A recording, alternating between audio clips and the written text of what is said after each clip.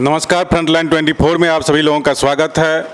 आज हम अभी आए हुए हैं बेनीपट्टी विधानसभा क्षेत्र। बेनीपट्टी में हमारे साथ पीएचडी मंत्री विनोद नारायण झा जी हैं। विनोद नारायण झा जी इस बार भाजपा के टिकट पर यहाँ से चुनाव लड़ रहे हैं, चुनाव मैदान में है। यहाँ का चुनाव भी काफ़ी रोमांचक है और हमसे यहाँ पर विभिन्न मुद्दों पर बातचीत करने के लिए मौजूद हैं। धन्यवाद सर, आपका बहुत बहुत स्वागत है कार्यक्रम में। धन्यवाद। हम पहले सर जानना चाहेंगे कि आपको यहाँ के लोग वोट क्यों दें? वोट देने का सबसे बड़ा कारण है कैसे चले बिहार, किसके हाथ में जाए बिहार। विधानसभा का चुनाव सिर्फ एमएलए का चुनाव नहीं होता है, राज्य के भाग्य के निर्धारण का चुनाव होता है। इसलिए नीतीश कुमार जी हमारे मुख्यमंत्री के उम्मीदवार हैं। जो बाकी जितने लोग लौट हैं उसमें बेहतर ही नहीं बेस्ट हैं। इसलिए उनको बनाने के लिए, मुख्यमंत्री बनाने के लिए मुझे लोग वोट दे रहे हैं। और दूसरा है कि पिछले 10 सालों से मैं इस इलाके से लगा हूं और मेरा जो परफॉर्मेंस है ये भी एक कारण है। तीसरा है नरेंद्र मोदी जी ने जो कोरोना काल से लेकर बाकी समय में यहाँ काम किया है, उसकी एक बड़े ब्रांड के रूप में नरेंद्र मोदी जी उभरे हैं। गरीबों के मसीहा के रूप में उभरे हैं।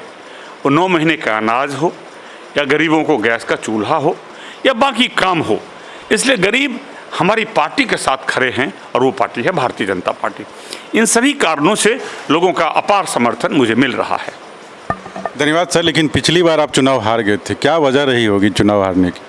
देखिए, मैं 2010 में यहाँ से चुनाव जीता था और मैं 31,000 वोट लाकर 13,000 मतों से जीता था। लेकिन 2015 का चुनाव में हार गया, लेकिन लोगों ने मुझे नकारा नहीं। मुझे 22,000 वोटों की बढ़ोतरी हुई और मुझे 52-53,000 वोट मिले। लेकिन तकनीकी कारणों से मैं हार गया। हार का पहला कारण ये था कि नीतीश कुमार, जो बिहार के सबसे बड़े ब्रांड हैं मुख्यमंत्री के लिए, वो मेरे साथ नहीं थे। ये एक बड़ा कारण था और इस कारण से कुछ सामाजिक समीकरणों में बदलाव आया था और वो हार का एक बड़ा कारण था। बाकी लोगों का विश्वास उस समय भी प्राप्त था कि जिस बार जीता तो 31,000 और हारा तो 52-53,000। ये इसका प्रमाण है कि लोगों ने मेरे कामों की स्वीकृति दी थी। पिछली बार नीतीश कुमार आपके साथ नहीं थे, इस बार एलजेपी आपके साथ है या नहीं है? एलजेपी का जो कैडर है वो पूरी तरह हमारे साथ है। जो उसके मतदाता भी वर्ग भी है वो पूरी तरह मेरे साथ हैं और पूरी तरह पिछले लोकसभा चुनाव में भी सपोर्ट किया और इस बार भी हमारा पूरी तरह सपोर्ट प्राप्त है। धन्यवाद सर। बेनीपट्टी में कई तरह की समस्याएं। बेनीपट्टी शहर जो है जल जमाव, बरसात के दिनों में जल जमाव की भीषण समस्या से त्रस्त रहता है। आज तक उसके समाधान की दिशा में कोई ठोस पहल नहीं की गई है। बेनीपट्टी का एक बड़ा भूभाग बाढ़ की समस्या से परेशान रहता है। आप अगर जीत जाते हैं चुनाव तो इन समस्याओं के समाधान के लिए आपके पास क्या प्लान है?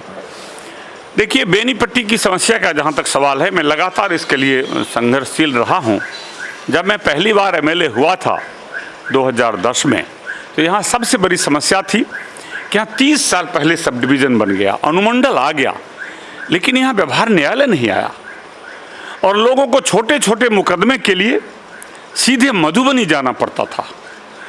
लेकिन सबसे पहला मेरा प्रयास था कि यहाँ कोर्ट की स्थापना हो और 2014 में मैंने कोर्ट का निर्माण कराया और बड़ी भारी समस्या का समाधान हुआ।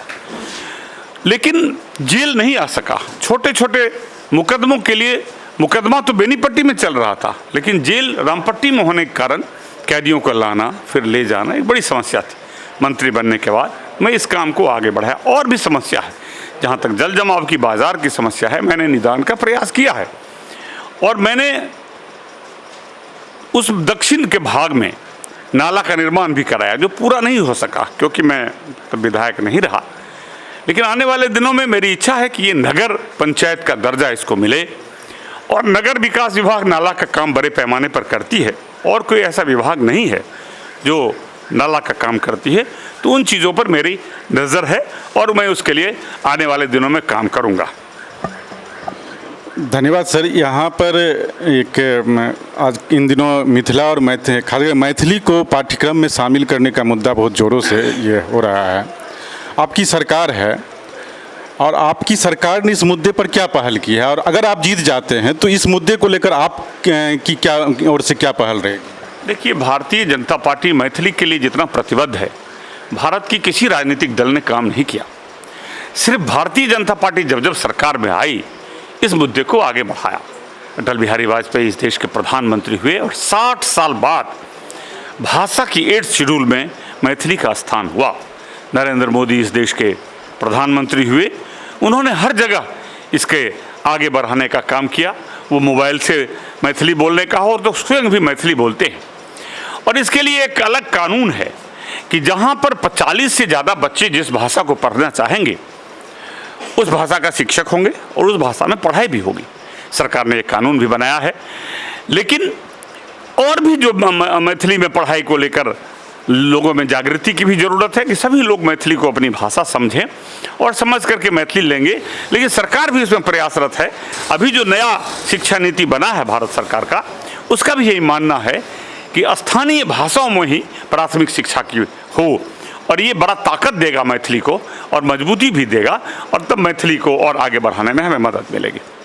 धन्यवाद सर। बेनीपट्टी में एक मुद्दा है स्थानीयता का मुद्दा, और कुछ लोग हैं जो कहते हैं कि विनोद नारायण झा और भावना झा दोनों बाहरी हैं, इसलिए उनको वोट नहीं दिया जाए हमको। ये जो मुद्दा है, इसको आप कैसे डील करें? देखिए, ये कोई मुद्दा नहीं है, ये बेचैन लोगों की मुद्दा है जो बेचैन हैं, जल्दी जल्दी पद चाहते हैं। जनता का मुद्दा 2010 में लोगों ने उठाने का प्रयास किया। सचमुच में बाहरी था, मैं दूसरी जगह से आता, सिर्फ शहर को जानता था। लेकिन बेनीपट्टी की जनता एक प्रभावशाली राजनीतिक जनता है, जहाँ बड़े बड़े राजनीतिक व्यक्ति यहाँ चुनाव लड़े हैं, बड़े पदों पर गए हैं, विभिन्न दलों के, कम्युनिस्ट, कांग्रेस और भी दलों के, सोशलिस्ट। इसलिए जनता ने 2010 में नकार दिया, और जब मैं पहली बार यहाँ आया तो लोगों ने मुझे 13,000 वोटों से जिताने का काम किया। तो उन लोगों का ये जवाब था जो मुझे बाहरी कहते थे। लेकिन अब तो मैं हारने के बाद यहाँ घर बनाया, और जो बड़ी बड़ी बातें करते हैं उनका घर भले ही जन्म स्थान बेनीपट्टी हो, लेकिन बाहर घर बनाकर रहते हैं। आते भी हैं वो साल 2 साल पर पर्वों में। लेकिन मैं तो जब भी मधुबनी आता हूँ तो बेनीपट्टी में रहने का प्रयास करता हूँ। स्थानीय जनता मुझे किसी और उम्मीदवार से ज़्यादा अपना मानती है, और मुझे यहाँ की ज़्यादा स्थानीय मानती है। इसलिए इसका वोट पर कोई असर नहीं है। ये बेचैन पुरुषों के लिए कुछ दिमागी परेशानी है जिनका उन्हें इलाज की ज़रूरत है। धन्यवाद सर। बेनीपट्टी में आपका मुकाबला किससे? देखिए, भावना झा जी को महागठबंधन ने बहुत मजबूती से यहाँ जिताने का काम किया, और पिछला चुनाव में हार गया।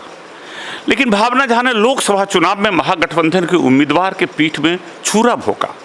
महागठबंधन को उन्होंने वोट नहीं दिया, और उसके बाद उन्होंने एक निर्दलीय प्रत्याशी शकील अहमद के साथ चली गई, जो कांग्रेस का भी उम्मीदवार नहीं थी। इसलिए महागठबंधन में भयंकर आक्रोश है। राजद पूरी तरह उनके खिलाफ है। राजद के अध्यक्ष स्वयं चुनाव लड़ रहे हैं, और जिस तरह रुझान है, मुझे तो लगता है कि महागठबंधन के मुकाबले के मामले में राजद बहुत आगे हैं भावना झा से।